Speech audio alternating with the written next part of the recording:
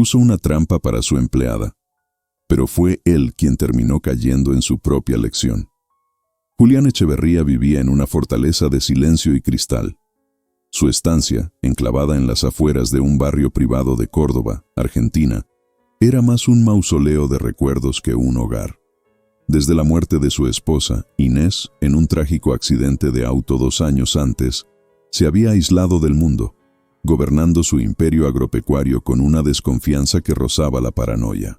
Cada amistad, cada sociedad, cada lazo familiar era visto a través de una lente de escepticismo.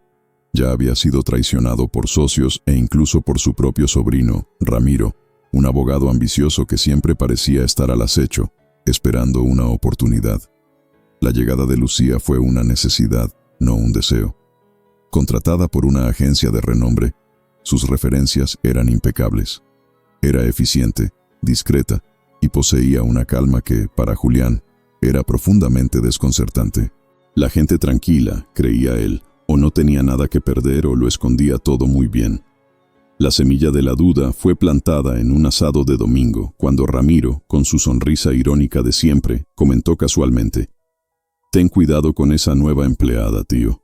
La gente muy callada suele ser la más peligrosa. La honestidad, a veces, es solo la primera jugada de una partida larga». Julián no respondió, pero las palabras resonaron en su mente, mezclándose con los recuerdos de traiciones pasadas. No podía permitirse el lujo de equivocarse de nuevo. A la mañana siguiente, al observar a Lucía preparar la mesa del desayuno con una precisión silenciosa, una idea sombría comenzó a tomar forma. Él no era un hombre de medias certezas. Si había una falla en el carácter de ella, él la encontraría, y la forma que eligió para ello cambiaría para siempre la dinámica de esa casa. Julián se despertó antes del amanecer del viernes. El día estaba gris, lo que encajaba con su humor. No desayunó. Subió directamente a su estudio en el segundo piso, una habitación revestida de madera oscura que olía a libros antiguos y a soledad. Con la combinación que solo él conocía, abrió la pesada caja fuerte de acero. Dentro reposaban fajos de dólares, documentos de propiedad, lingotes de oro y una colección de relojes suizos que había pertenecido a su padre. Se quedó allí, de pie, mirando el interior de la caja fuerte, el aire pesado con la decisión que ya había tomado. El plan era meticuloso. Instaló una microcámara, disfrazada en un sensor de humo en el techo, con la lente apuntando directamente a la caja fuerte. El sistema transmitía en vivo a su tablet. Luego salió ostensiblemente por la puerta principal, informándole a Lucía que pasaría el día en Buenos Aires por una reunión de emergencia. Condujo durante algunos kilómetros, estacionó su camioneta de lujo en un lugar discreto y regresó a pie por un sendero que conocía en la parte trasera del terreno. Entró por la puerta trasera de la bodega, un acceso que nadie más usaba, y se encerró en una pequeña sala de catas adyacente al estudio, un escondite perfecto. Desde allí, con la tablet en las manos, esperó. Lucía llegó a la hora de siempre, puntual como un reloj. Traía de la mano a su hija, Ana, una niña de 6 años de ojos grandes y expresivos, que parecía vivir en su propio universo silencioso. Ana no hablaba, se comunicaba con gestos y con una mirada que parecía captarlo todo. Julián la observó por la cámara del pasillo. Lucía dejó a su hija en un pequeño jardín de invierno con sus juguetes y se dirigió a la cocina. La mañana se arrastró. Julián observaba, impaciente. Lucía limpió la cocina, organizó la despensa, y entonces, alrededor de las 10, subió para limpiar el segundo piso. El corazón de Julián se aceleró cuando la vio empujar la puerta del estudio. La caja fuerte estaba allí, abierta, una boca de metal de par en par, invitante y peligrosa. La luz de la ventana iluminaba su interior, haciendo brillar el oro y los relojes. Lucía se detuvo en la puerta, con el balde y los paños en las manos. Su cuerpo se puso rígido. Dejó el balde en el suelo y se acercó lentamente, con la cautela de quien se acerca a un animal herido. Julián, inmóvil en la habitación de al lado, contuvo la respiración. Lucía se arrodilló frente a la caja fuerte. Sus ojos recorrieron el contenido durante unos segundos. No tocó nada, absolutamente nada. Se levantó, caminó hasta el imponente escritorio de Julián, Abrió el primer cajón y tomó un bloc de notas y un bolígrafo. Se sentó en la silla de cuero que le pertenecía a él, una posesión que nadie se atrevía a tocar, y comenzó a escribir con una caligrafía firme y elegante. Después de unos minutos, se levantó, dejó la nota sobre el escritorio, en un lugar visible, y cerró el cajón. Julián abrió los ojos, confundido. No se había llevado nada. Ni siquiera había tocado un objeto. La tablet temblaba en su mano. Había escrito algo. ¿Pero qué? Lucía salió del estudio de la misma forma en que entró. En silencio. Tomó su balde y continuó la limpieza del pasillo, como si nada extraordinario hubiera sucedido. La caja fuerte permaneció abierta. No había prisa en sus movimientos, ni una mirada furtiva, ni una señal de culpa o miedo. Solo un gesto calculado, respetuoso, casi protector. Julián esperó durante largos y tortuosos minutos. Cuando estuvo seguro de que ella ya estaba en el piso de abajo, salió de su escondite. Entró en el estudio y caminó lentamente hasta el escritorio. Tomó la nota. Señor Echeverría, la caja fuerte estaba abierta cuando entré a limpiar. No he tocado nada. Para su conferencia, si lo considera necesario, he anotado los objetos visibles y sus posiciones. Respetuosamente, Lucía. La leyó 1, 2, 3 veces. La hoja estaba impecable. Aquello no era el acto de una ladrona, era el acto de una guardiana. Se sentó en el sillón, con el cuerpo pesado, y se quedó mirando la caja fuerte abierta, sin entender lo que sentía. Una parte de él estaba aliviada. Otra, profundamente avergonzada. En ese silencio, Julián Echeverría se dio cuenta de que había puesto a prueba a la mujer equivocada. O quizás, por primera vez en años, se encontraba ante alguien que no tenía absolutamente nada que ocultar. Pero aún no estaba listo para aceptarlo, no sin entender quién, en verdad, era Lucía. La imagen de Lucía arrodillada frente a la caja fuerte abierta, escribiendo tranquilamente en su estudio, no abandonó la mente de Julián durante el resto del fin de semana. Releyó su nota tantas veces que las palabras comenzaron a perder sentido, pero la impresión del gesto permanecía intacta. La actitud de ella, tan objetiva, tan limpia, lo había descolocado de una manera que no podía explicar. Julián era un maestro en detectar intenciones ocultas, en leer las entrelíneas de cada sonrisa y apretón de manos. El problema era que no había nada oculto en lo que Lucía hizo. No había vacilación, ni miedo, ni vanidad. Solo el simple acto de alguien que se negaba a dejar la más mínima duda sobre su propia integridad. Aún así, una parte de él se resistía. El cinismo, construido a lo largo de años de decepciones, era una fortaleza difícil de derribar. Lo que Lucía hizo, aunque parecía ejemplar, podría ser simplemente el primer movimiento de una partida de ajedrez mucho más larga y sofisticada. Ella sabía que la caja fuerte abierta era un riesgo, sabía que podría estar siendo observada. Una ladrona inteligente no actuaría impulsivamente. Actuaría exactamente como ella lo hizo, con cautela, ganándose la confianza del objetivo para un golpe futuro. Las palabras de su sobrino Ramiro resonaban. La honestidad, a veces, es solo la primera jugada. Julián sabía que necesitaba ir más allá. Un solo gesto no era prueba suficiente. Necesitaba ver quién era Lucía fuera de los muros de su estancia, cuando creía que nadie la estaba mirando. El lunes, Julián ejecutó la segunda fase de su plan. Fingió tener un viaje de negocios impostergable a Mendoza. Salió de casa temprano, con un maletín bajo el brazo y vistiendo un traje que no usaba desde hacía meses. Antes de irse, pasó por la cocina y dejó un sobre de papel madera sobre la encimera, con una cantidad de dinero significativamente mayor de la necesaria para las compras de la semana. La trampa era sutil. ¿Qué haría ella con el dinero extra? ¿Dónde lo gastaría? ¿Compraría algo para sí misma? La desconfianza era una adicción, y Julián aún no estaba listo para abandonarla. No fue al aeropuerto. Condujo hasta un pueblo vecino, dejó su camioneta de lujo en un estacionamiento y tomó un remis.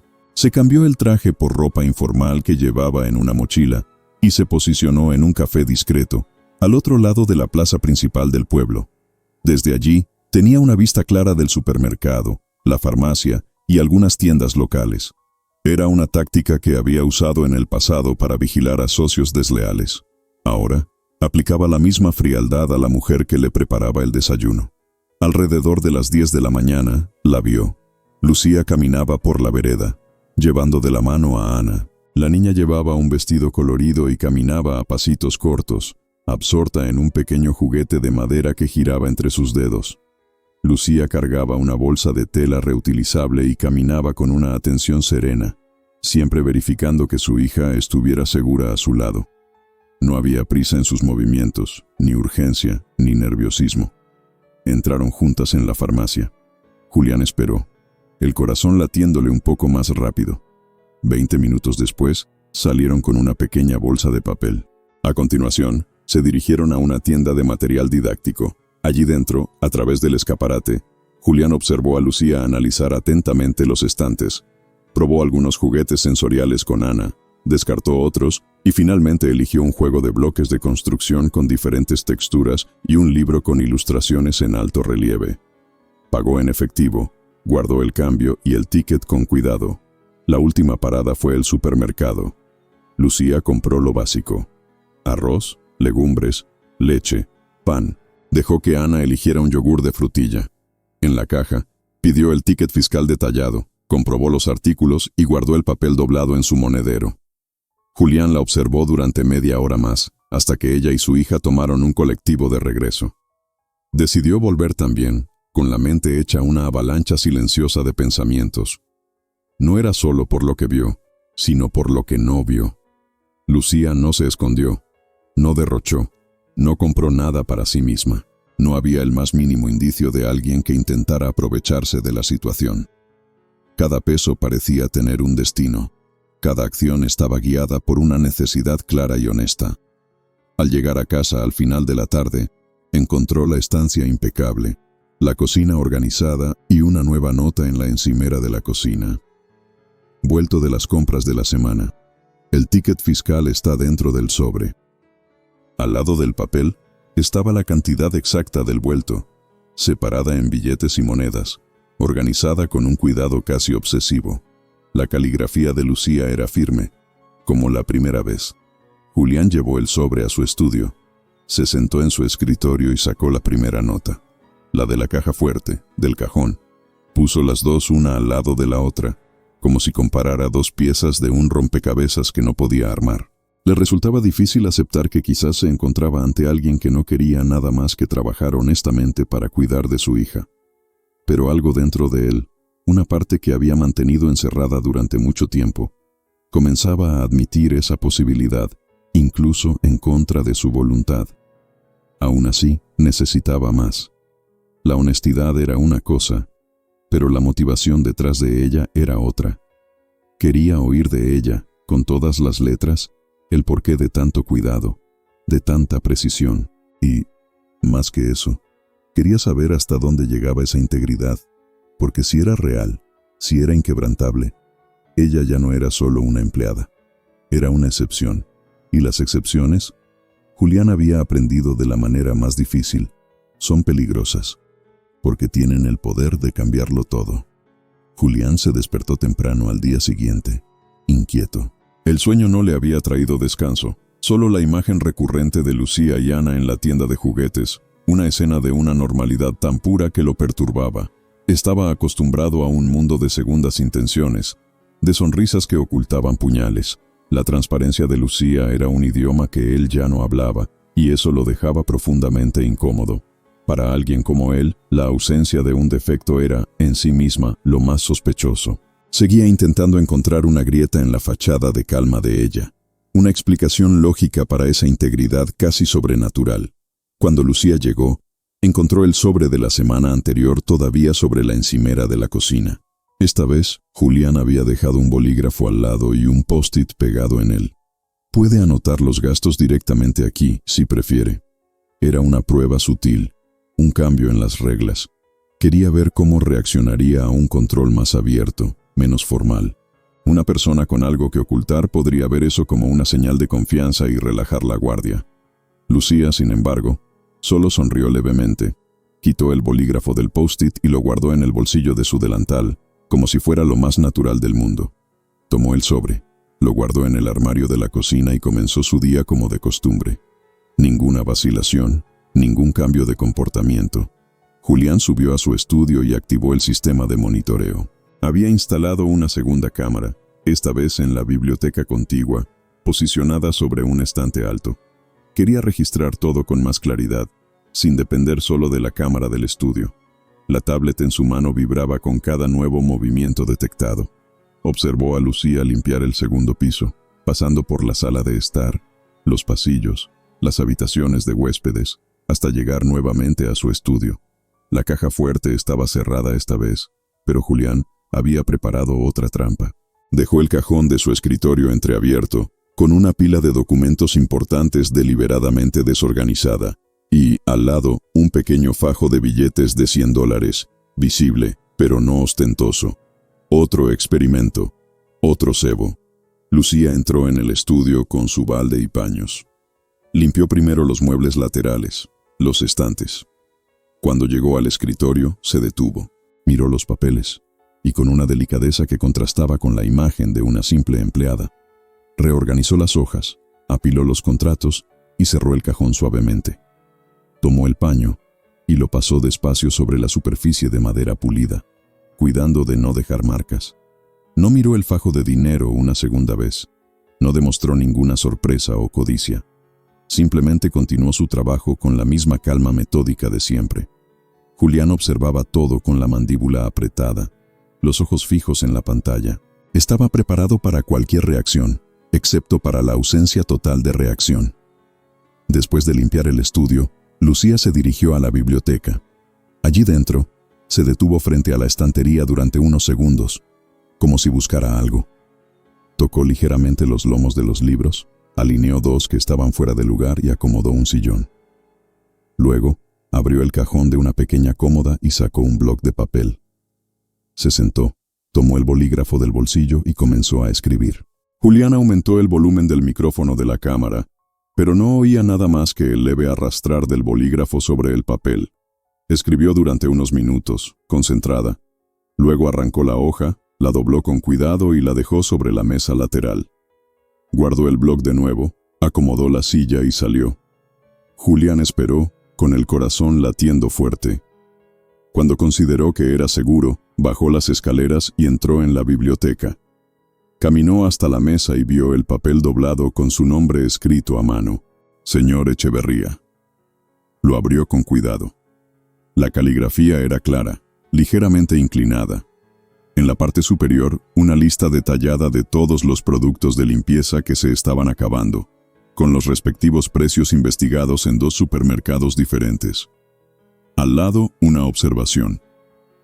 El producto para pulir plata de la marca X es más caro, pero rinde el doble y protege el material por más tiempo. Sugiero el cambio. Debajo, una segunda observación que lo hizo detenerse por un instante. Noté que la bisagra de la puerta del armario de vinos está suelta. Puede dañar la madera si no se repara. Solo un recordatorio.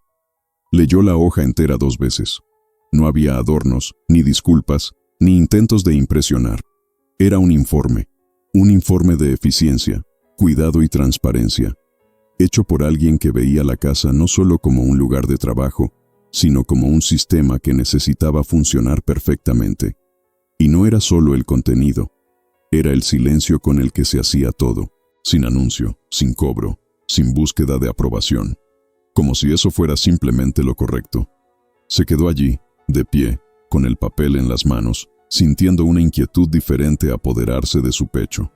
No era ira ni desconfianza, era algo más profundo, como si estuviera frente a una persona que escapaba de todas las categorías que había aprendido a usar para etiquetar el mundo. Y eso era incómodo, porque las personas que no encajan en etiquetas son peligrosas. Tienen el poder de hacer que el mundo cambie de color. Esa tarde no habló con ella, pero la observó desde lejos. Vio cuando Ana jugaba en el césped con los bloques de construcción nuevos. Vio cuando Lucía se agachó para atarle los cordones a su hija y le sonrió con los ojos. Y vio, por primera vez, algo que no esperaba sentir tan pronto: respeto. Un respeto que no nacía de la posición o el poder, sino de la manera en que ella existía.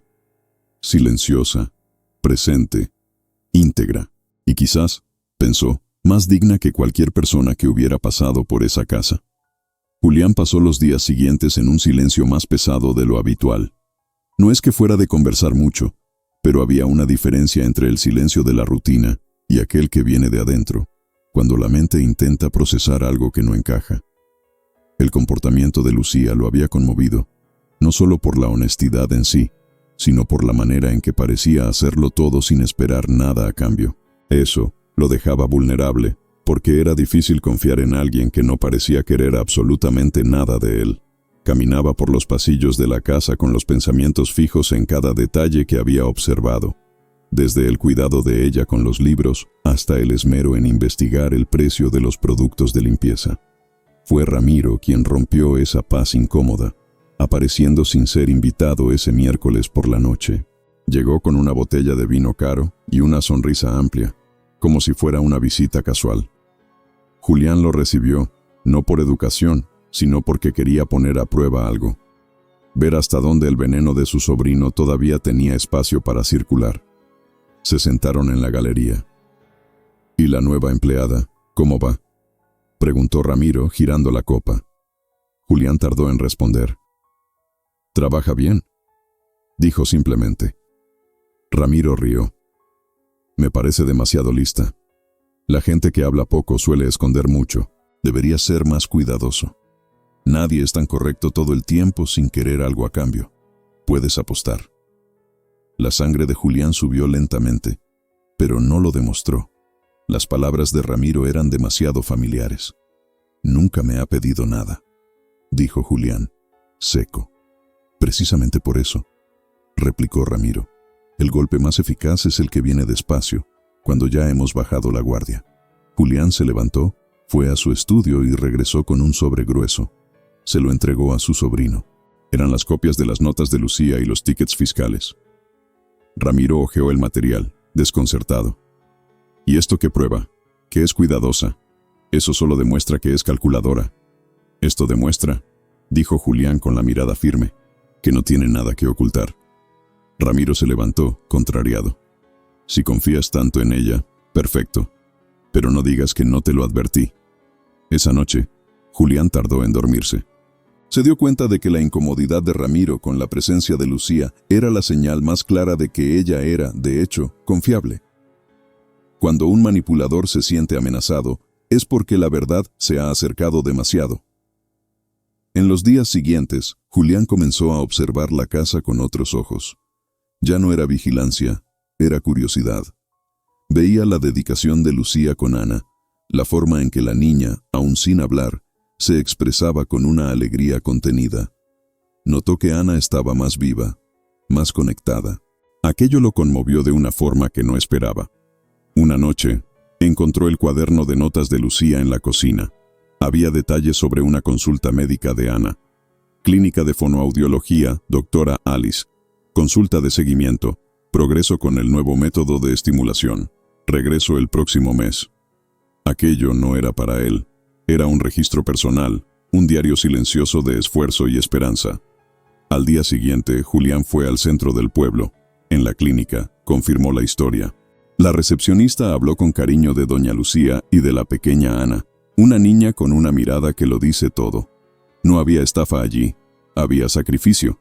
Después, pasó por una librería. Compró las mejores cajas de lápices de colores, cuadernos de dibujo y un bloc de papel grueso. Dejó el paquete envuelto en el banco del jardín donde Ana solía jugar, con una simple nota: «Para una artista», y se escondió para observar.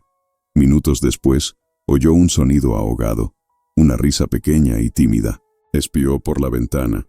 Ana abrazaba el paquete como un tesoro. Lucía la observaba con los ojos húmedos, pero sin desmoronarse, fuerte, como siempre. En ese momento, Julián entendió que no era ella quien necesitaba confianza, era él quien necesitaba reaprender a ofrecerla. El cambio en la casa se volvió palpable. Julián ya no evitaba los pasillos.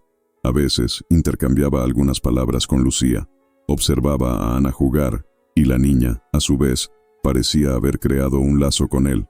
Le mostraba sus dibujos, y él respondía con un asentimiento de cabeza. Ese viernes la llamó a su estudio. Puso las 2 notas de ella sobre el escritorio.